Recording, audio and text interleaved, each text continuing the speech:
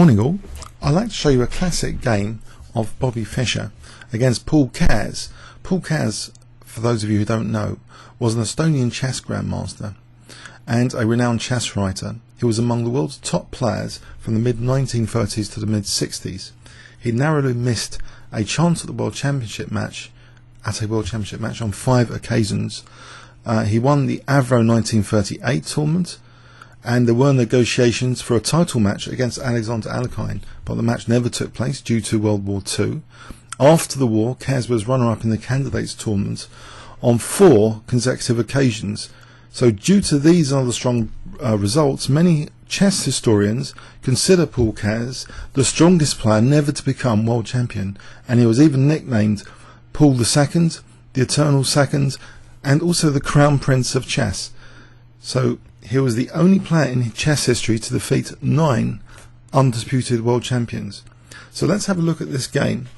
Paul, playing white, played e4. So this is in the Zagreb-Belgrade tournament, candidates tournament of 1959. Fischer replied with his favourite Sicilian and the Najdorf variation. After knight takes d4, knight c3, we see this a6. Now we see bishop g5, a very sharp continuation, e6, and now f4. It looks as though e5 could potentially be a threat for black, and often black tries to put the brakes on e5. Here Fischer ignored it with bishop e7 for a moment. After queen f3, the queen is also pointing down this diagonal as if to discourage b5. Fischer plays now queen c7, which not only puts a little bit of pressure on this c file, but it means bishop b7 can be supported sometimes by the queen. White castles queenside, knight bd7. So the brakes have been firmly put on e5 here, it seems. Bishop e2. And now Fischer believes that b5 is possible here because e5 can surely be answered with bishop b7 attacking the queen. So he plays b5 here, seemingly inviting this double attack, which he believes is harmless. But Paul Keres doesn't play e5 in this position. He actually takes on f6 first. If he plays e5 straight away, bishop b7, there's no problem at all here. If, for example, e takes, bishop takes, black is doing very well. In fact, f4 looks quite vulnerable in this position. Black can continue rook c8. There's no real danger here. Okay, so Paul Keres, though, his idea is now to take on f6, and it will be miserable for Fischer to take with a g pawn. White could get an advantage, for example, with something like a3 could be good prophylaxis, but even the aggressive queen h5 might carry some threats like knight takes e6. So this could be quite unpleasant for black potentially. So Fischer took with the knight, and now we see e5 being played in this position, so double attacking 2 pieces, the knight and the rook. Fischer replies with bishop b7, probably expecting queen g3, which will keep an eye on the king side, but that's not White's conception. White had prepared something special here for Fischer. Can you spot what the preparation was if I give you 10 seconds starting from now?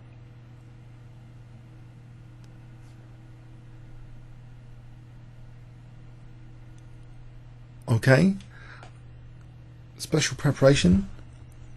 E takes f6, offering the queen, grabbing 1 minor piece, temporarily only 2 minor pieces after bishop takes, but now the rook is gazed at, and again this bishop as well, so it's again another double attack. Fischer just plays bishop takes f6. We see bishop takes a8. So at the moment, material technically is roughly equal Now in this position there is a fantastic resource unearthed by engines which is different to the game continuation, which I would like to mention here, and that resource is Queen C4, which appears kind of crazy because it looks as though the bishop shouldn't be allowed to try and escape along this diagonal to go back home. So in the game we saw D5, but let's have a quick look at Queen C4. It threatens the D4 knight.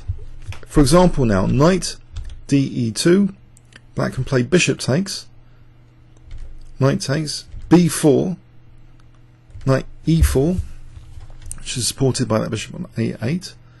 And if black castles now, this bishop's still in trouble here in this position. The knight's blocking it coming back, so it looks a bit silly to have played knight E4, but I just wanted to emphasize that this position is very nice for black.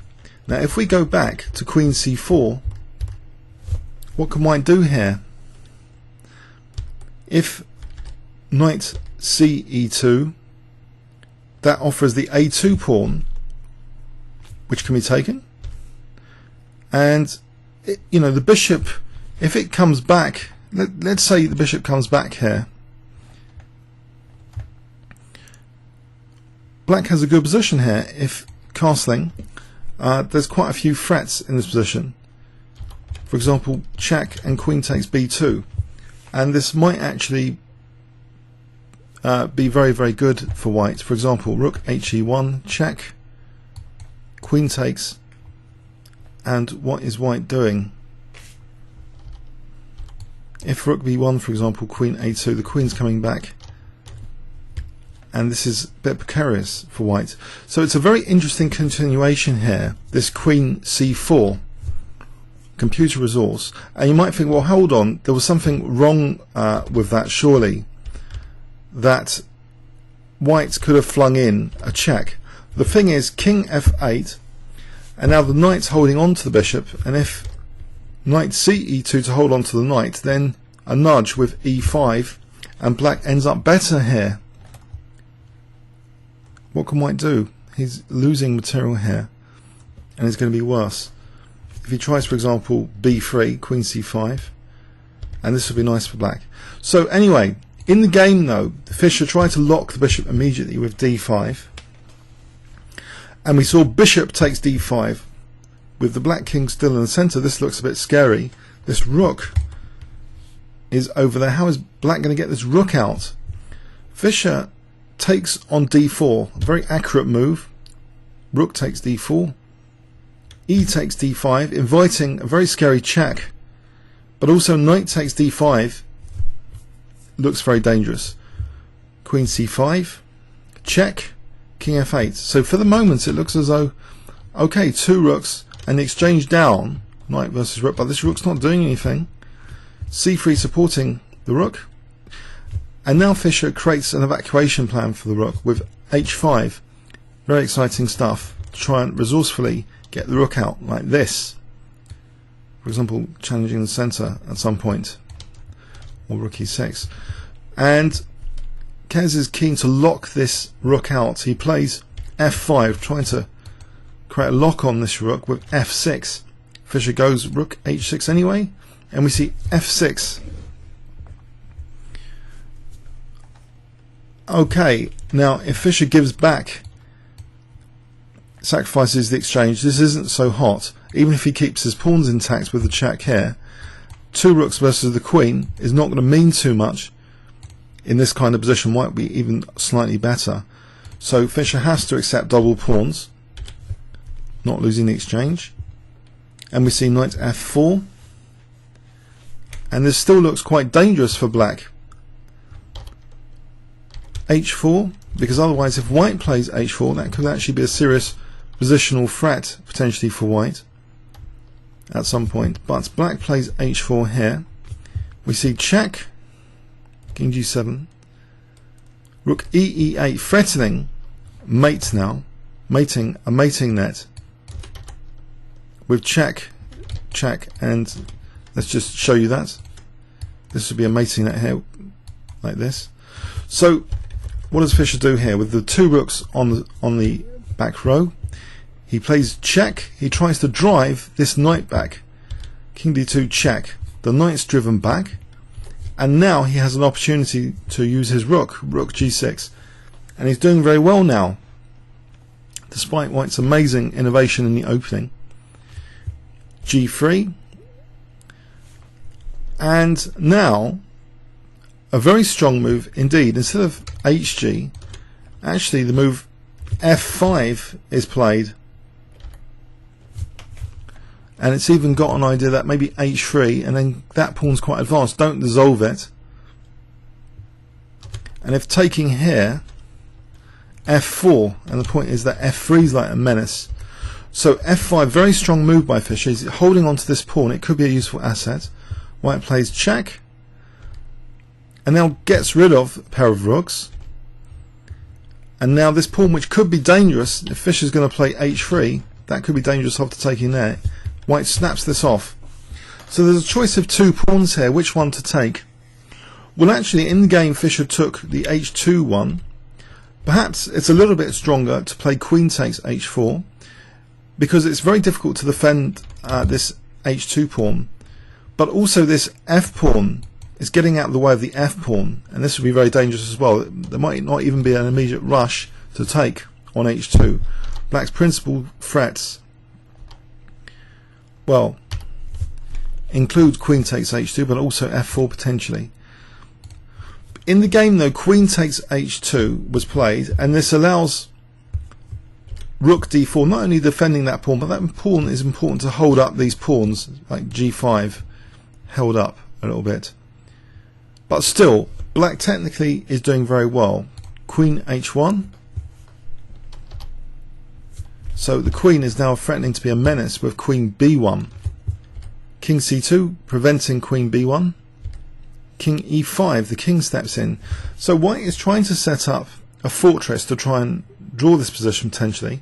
And also maybe if White can liquidate some pawns, get rid of these pawns, drawing chances might increase. So he plays a4.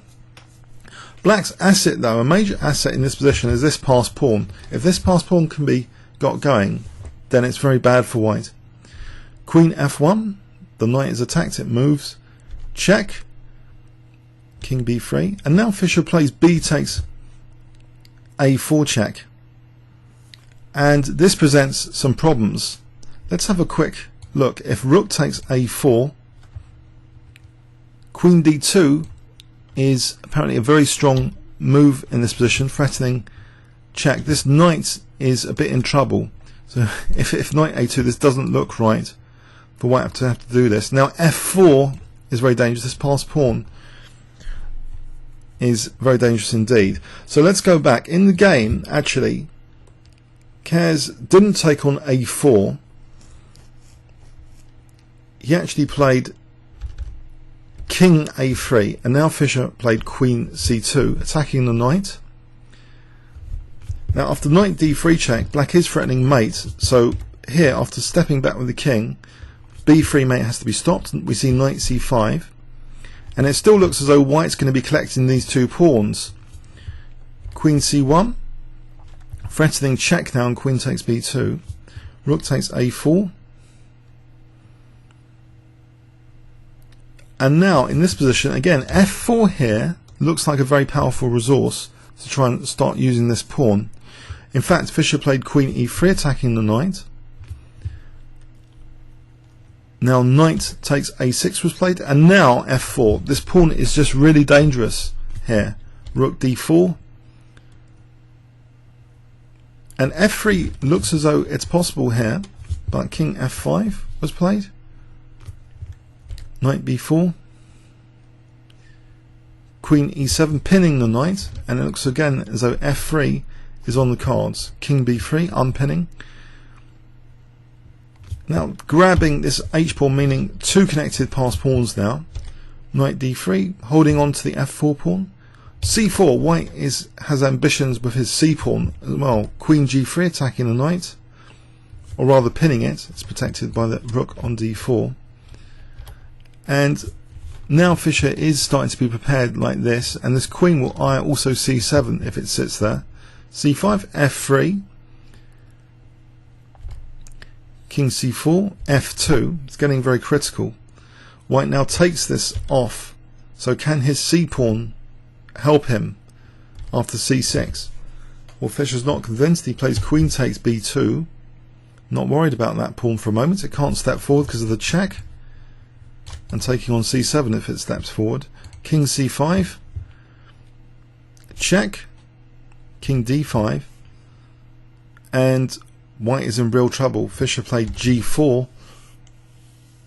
And now black, showing ambition for the pawn, played rook c4, allowing, I guess you can spot it, queen e5 checkmate. So a very interesting opening innovation in this game, sacrificing the queen for 3 pieces. And Fischer just accepted all material and got his rook out resourcefully. And his f-pawn was the one that was triumphant with the queen in the endgame scenario. Hope you enjoyed that. Comments or questions on YouTube. Thanks very much.